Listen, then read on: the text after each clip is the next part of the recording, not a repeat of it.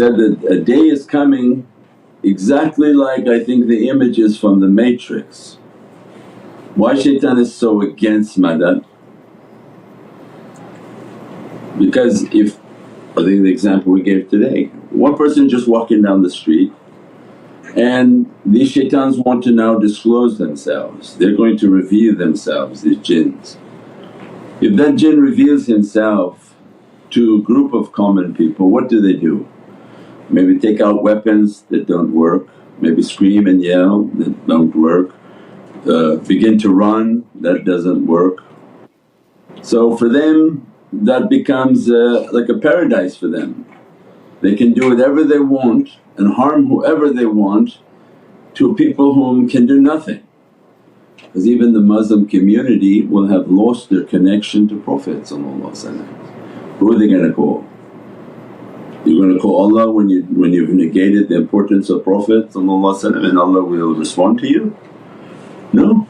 That becomes when Allah says that you're going to be punished by the hands of people whom have no mercy. What does that mean? Do anybody understand the concept of no mercy? When they had some people who say they were captured by the jinn and they were horrifically tortured, and what they saw in the place that they had been taken were all sorts of tortures upon them, because they feed off of the adrenaline and the glands and the fear, the yelling and the screaming.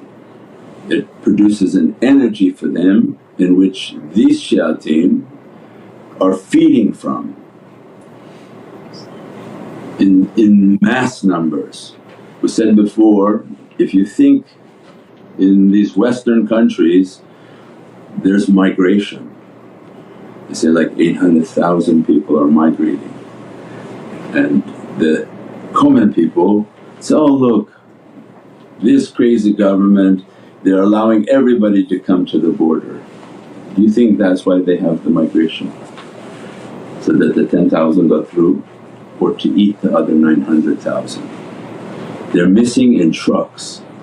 As soon as you leave your home and begin to walk, nobody knows who you are, where you came from.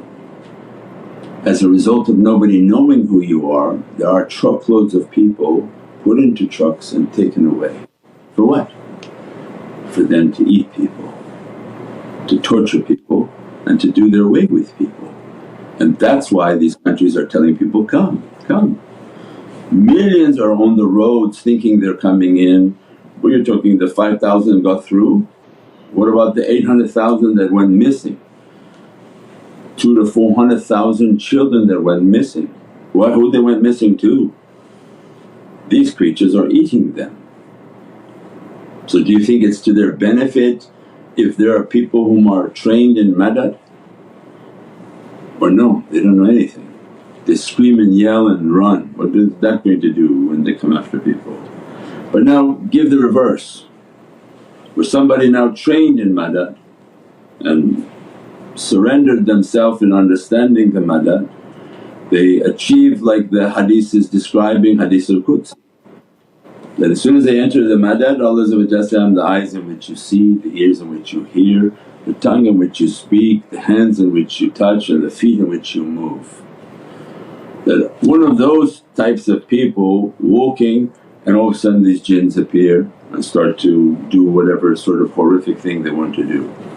Just one of those servants immediately goes into the Madad, and whomever Allah wants sends through them, even the mu'min jinn will come through them and now come out and fight them. And since they expose themselves, we'll kill them.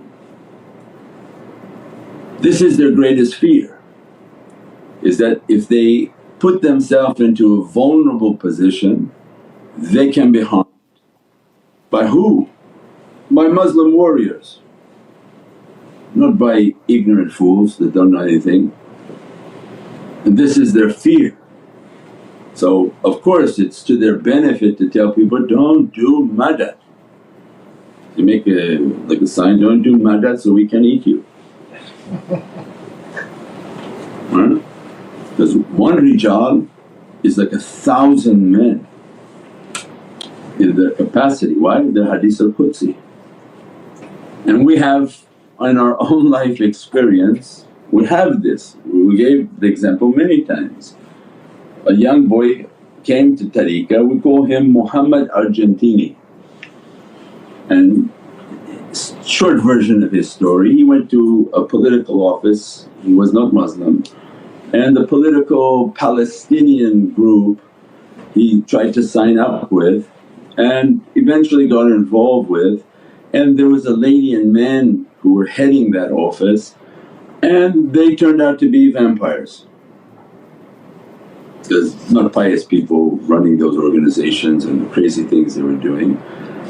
And later he came to our community in Los Angeles travelling looking for help.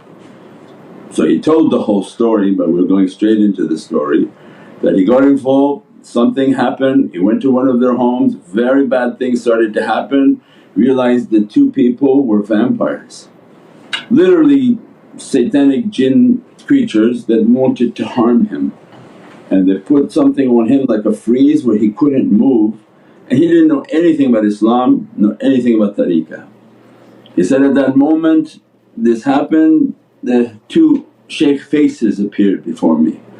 I saw two men with beards and turbans, and as soon as their faces appeared I started to recite fluent Arabic. And as I recited fluent Arabic, my spiritual power grabbed both of them by their necks and started to lift them off the ground, just by the faces being present looking at him. And he said, I was going to finish it.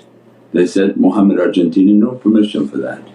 And immediately he dropped them, he ran out of the country.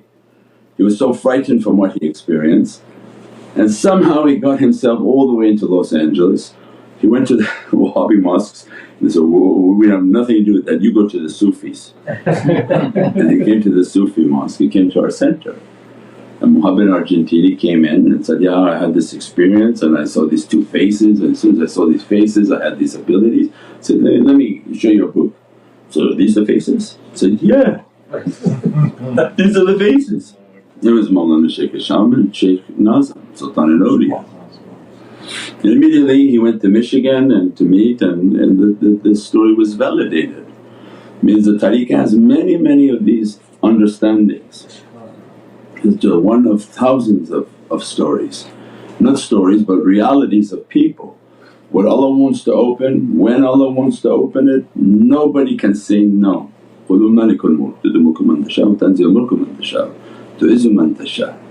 Who can limit what Allah wants to open? If they open their mouth and say they can limit it, Allah destroy them and make them to be nothing. Because Allah's kingdom is not something anybody understands except the king's men who work for the king. So they understand what the kingdom has, the power it has, and has not even been opened up onto this earth, that power.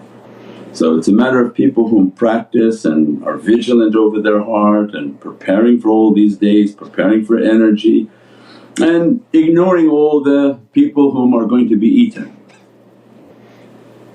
right? They don't know they're tandoori chicken yet. Let them complain and complain and complain, and when somebody start putting the sauce on you and about to eat you, you remember my face. Maybe it'll help you at that time. Inshallah. Nice answer. Just show these aliens and the people are now tandoori chicken. Then they say, what was that shaykh talking about, these ta'weezes? Where's these ta'weezes? You know how many thousands of ta'weezes have been distributed?